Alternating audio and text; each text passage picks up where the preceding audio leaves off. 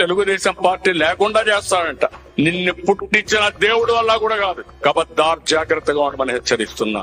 పైన దేవుడు ఉన్నాడు, ప్రజలు ఉన్నారు. దేవుడు ప్రజలు ఏ స్థాయిలో, అది కూడా కరెక్ట్ గా దేవుడు ఎప్పుడు జడ్జిమెంట్ ఇచ్చాడు అధ్యక్ష? కరెక్ట్ గా 23వ తారీఖున.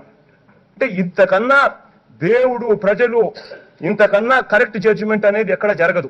జగన్ గుర్తు పెట్టుకో, అర్ధపాతాళానికి తొక్కకపోతే నా పేరు పవన్ కళ్యాణే కాదు, మా పార్టీ జనసేనే కాదు. 23వ తారీఖు ఎన్నికల రిజల్ట్స్ వస్తాయి.